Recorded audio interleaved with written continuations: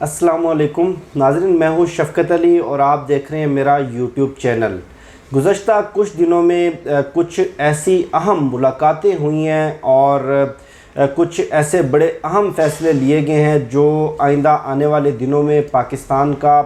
مستقبل اور پاکستان کی ڈائریکشن کو طے کریں گے۔ آپ کو معلوم ہے کہ ISI ہیڈ کوارٹر کا دورہ بھی کیا گیا اور اس دورے میں وزیر اعظم عمران خان کے ساتھ وفاقی وزراء بھی شامل تھے، اور اس کے بعد وزیر اعظم عمران خان کی جنرل قمر جاوید باجوہ کے ساتھ کچھ 1-on-1 ملاقاتیں بھی ہوئیں۔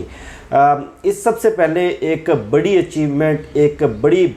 خوشخبری، ایک بڑا اعزاز پاکستان کے لیے آج پاکستان بین الاقوامی ماحولیاتی کانفرنس کو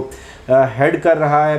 اور اس کانفرنس کی میزبانی کر رہا ہے، اور یہ چونکہ یہ ایک بہت بڑا ایونٹ ہے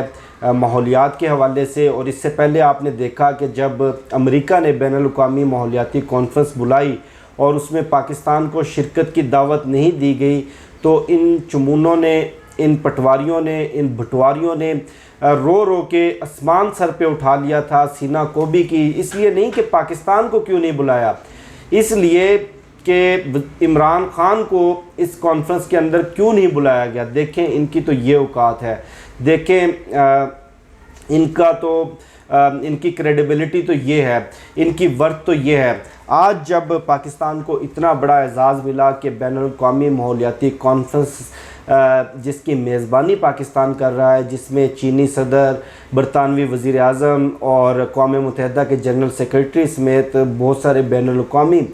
سربراہان اور بہت ساری بڑی پرسنالٹیز شریک ہیں، تو آج اس کریڈٹ کو یہ لوگ اکنالج نہیں کر رہے۔ وزیر اعظم عمران خان نے بھی کل ایک بڑا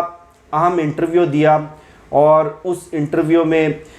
بڑی اہم باتیں کی۔ ایک تو ان کا یہ کہنا تھا کہ اپوزیشن فوج کے ساتھ مل کر حکومت گرانا چاہ رہی ہے، اور اس کے علاوہ یہ بیان بڑا سنجیدہ تھا اور بڑا میننگ فل تھا۔ اس کے علاوہ وزیر اعظم نے کچھ خارجہ پالیسی کے حوالے سے پاکستان کی ترجیحات اور پاکستان کی ڈائریکشنز متعین کر دیں۔ یہ جو کل کا انٹرویو تھا، یہ آپ کہہ سکتے ہیں کہ ان ملاقاتوں کے تسلسل کا نتیجہ تھا جو ISI ہیڈ کوارٹر میں اور جنرل قمر جاوید باجوہ کے ساتھ مسلسل ہوئیں۔ ایک تو یہ جو پاکستان اور افغانستان کا معاملہ، آپ کو معلوم ہے کہ افغانستان سے امریکی افواج کا انخلاء جاری ہے، لیکن کوئی اس طرح کا سیاسی تصفیہ ابھی تک نہیں ہو سکا۔ تو پاکستان نے واضح کر دیا ہے کہ اس مرتبہ پاکستان افغانستان میں اپنی مرضی کی حکومت بنانے کے لیے کوئی عمل دخل نہیں کرے گا۔ دہائیوں پرانی جو ہماری پالیسی تھی افغانستان میں اسٹریٹجک ڈیپتھ کی، وہ تبدیل کر دی گئی ہے۔ افغان عوام کے مستقبل کا فیصلہ افغان عوام خود ایک سیاسی راستے سے، ایک سیاسی طریقے سے کریں گے۔ اس کے علاوہ بھارت کے ساتھ پاکستان مذاکرات کرنے کے لیے تیار ہے۔ کشمیر کی سابقہ حیثیت کا، یعنی کہ 5 اگست سے پہلے کی حیثیت کی بحالی کا اگر بھارت روڈ میپ دے دے، بھارت کو طریقہ کار بتا دے، تو پاکستان بھارت سے ہر معاملے پر بات کرنے کے لیے تیار ہے۔ یہ بہت بڑے فیصلے تھے۔ اس کے ساتھ ساتھ جو سیاسی منظرنامے سے، سیاسی حوالے سے جو فیصلہ کہ اپوزیشن فوج کے ساتھ مل کر حکومت گرانا چاہتی ہے، بہت سارے لوگوں کے ذہنوں میں یہ سوال پیدا ہوگا کہ سول ملٹری تعلقات تو ایک پیج پر ہیں، اور عمران خان اور فوج کسی صورت بھی کوئی غیر آئینی، غیر قانونی اس طرح کی تبدیلی نہیں ہونے دیں گے جو جمہوری اور غیر جمہوری اور غیر سیاسی طریقے سے ہو۔ اب معاملہ کچھ یوں ہے کہ مریم نواز نے، چونکہ مریم نواز اور ان کے چچا شہباز شریف کے تعلقات بہت زیادہ کشیدہ ہو چکے ہیں، اور موجودہ حالات میں جو پارٹی کی پوزیشن ہے، جس طرح سے مقدمات ہیں، جس طرح سے جلا وطنیاں ہیں، جس طرح سے مشکلات ہیں، مریم نواز یہ سمجھتی ہیں کہ ان ساری مشکلات کا حل فوج سے لڑ کر، ان ساری مشکلات کا حل دباؤ ڈال کر ایک عوامی انقلاب کے ذریعے حل کیا جا سکتا ہے، جبکہ شہباز شریف کا یہ کہنا ہے، شہباز شریف کی یہ سوچ ہے کہ افہام و تفہیم سے، ڈائلاگ سے، منت ترلے سے کام چلایا جائے۔ اب ایک دوسرا جو معاملہ، مریم نواز کو ایک فرسٹریشن لے کر بیٹھ چکی ہے، آپ کہہ سکتے ہیں کہ ذہن میں ایک بات بیٹھ چکی ہے، اور انہوں نے لندن میں اپنے والد سے رابطہ بھی کیا، اور ان کا اپنے والد سے مطالبہ یہ تھا کہ ابو جان، حکومت تو دن بدن مستحکم ہوتی جا رہی ہے، معاشی حوالے سے بھی، سیاسی حوالے سے بھی، اور حکومت کے لیے جو دن بدن خطرہ تھا حکومت کو گھر بھیجنے کا، وہ ختم ہوتا جا رہا ہے، اور آئندہ الیکشن 2023 کے الیکشن بظاہر لگ یہ رہا ہے کہ جس طرح حکومت کی کارکردگی ہے، جس طرح حکومت کی پرفارمنس ہے، یہ 2023 کے الیکشن بھی ہمارے ہاتھ سے نکل جائیں گے۔ اس کے بعد نواز شریف نے مریم نواز کو پاکستان بھر میں یعنی کہ 4 صوبوں سے 300 بندوں کی لسٹیں دی ہیں۔ یہ 300 بندے سیاسی رہنما بھی ہیں، تاجر رہنما بھی ہیں، اور ان میں کلرک ایسوسی ایشن کے لوگ بھی ہیں، سرکاری ملازمین کی تنظیموں کے لوگ بھی ہیں، اور کہا یہ ہے کہ آپ ان لوگوں سے رابطے کریں اور بجٹ سے پہلے ایک آپ مومنٹم بنائیں، بجٹ سے پہلے حکومت کے خلاف احتجاجی تحریکوں کا، دھرنوں کا، اور جلسوں کا، جلاؤ گھیراؤ کا، اور شٹر ڈاؤن کا، اور یہ فیصلہ کر لیا گیا کہ جتنا مرضی اچھا بجٹ آ جائے، اس مرتبہ لوگوں کو باہر نکالا جائے گا، حکومت کے خلاف یہ مومنٹم بنایا جائے گا۔ اب یہ تاجر رہنما بھی 4 دھڑوں میں تقسیم ہو گئے ہیں، اور دوسری جانب وزیر اعظم عمران خان نے اپنی کابینہ کے لوگوں کو بھی کہہ دیا ہے کہ آپ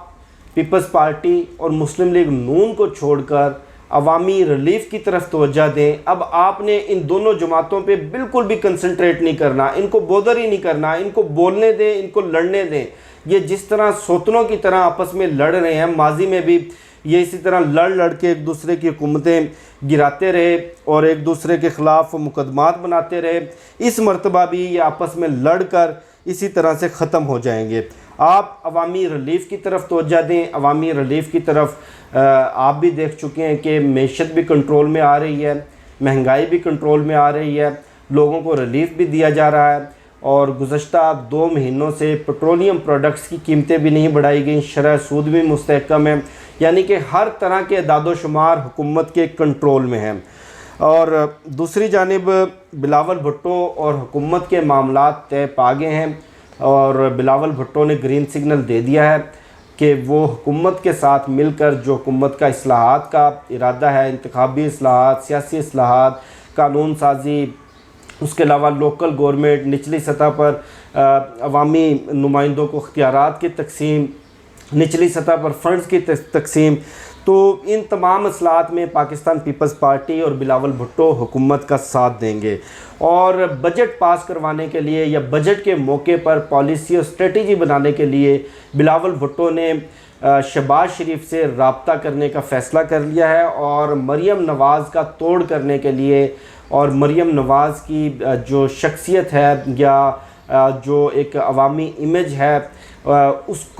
کا اثر زائل کرنے کے لیے پاکستان پیپلز پارٹی نے آصفہ بھٹو کو